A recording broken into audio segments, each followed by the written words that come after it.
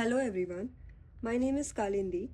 I am a software engineer and I am here to show you what I studied over the week. This is the notebook which I will be using to note down what I have studied. This notebook is divided into three parts. First is algorithm and problems, second is theory, and third is points that I need to pay attention to.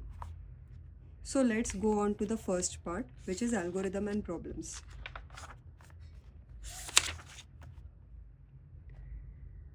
This week I solved 7 problems.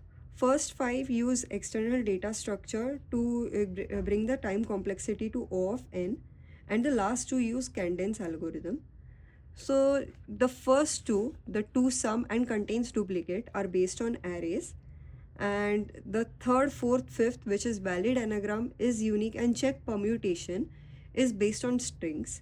While solving problems based on strings, you need to know whether the problem statement is in ASCII or Unicode. If it's in ASCII, you can use arrays as an external data structure to solve the problem. But if it is in Unicode, you can use hash map, as using arrays will cost too much space.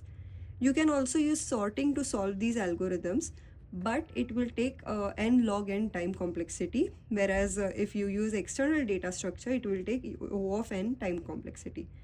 Now the first two problems, or the first three problems, are from lead code, and the fourth and fifth problem is from cracking the coding interview book. So from the coding interview book, I read the chapter on arrays and strings and solved these two problems from there. The sixth and seventh problem are from lead code only. They are best time to buy and sell stock and maximum sub-array. I used cadence algorithm to solve these problems. In cadence algorithm, we use two variables. One is outside the loop and one is inside. And during each iteration, we compare them both and save whatever is maximum from them.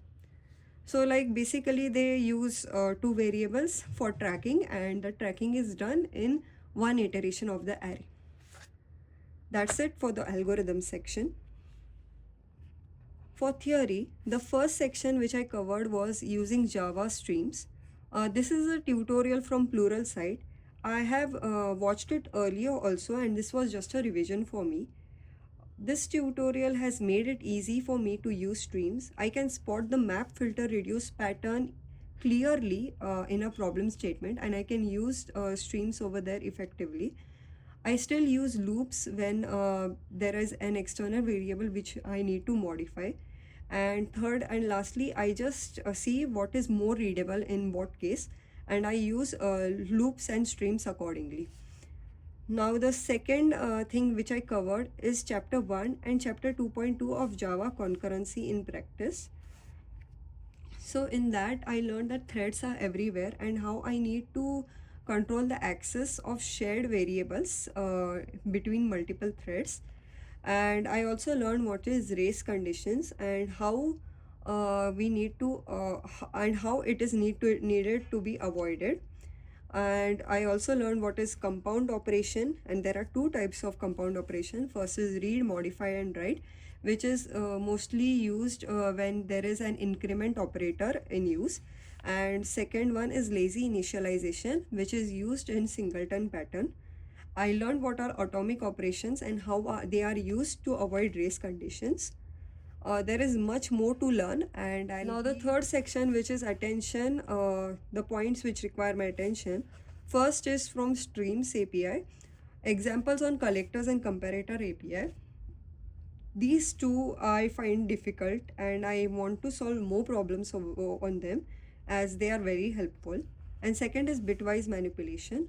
The problem which we saw, the is unique problem of string, can be solved by using bitwise manipulation also.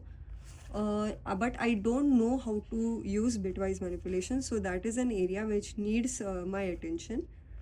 I'll be working on these two in the coming weeks. So this is it for this week. I'll be solving more stream and concurrency problems and theory this week, and For algorithms, I'll be solving fast pointer and slow pointer ones and linked list ones. So let's see how much I cover, and we'll meet next Sunday to review the following week. Thank you.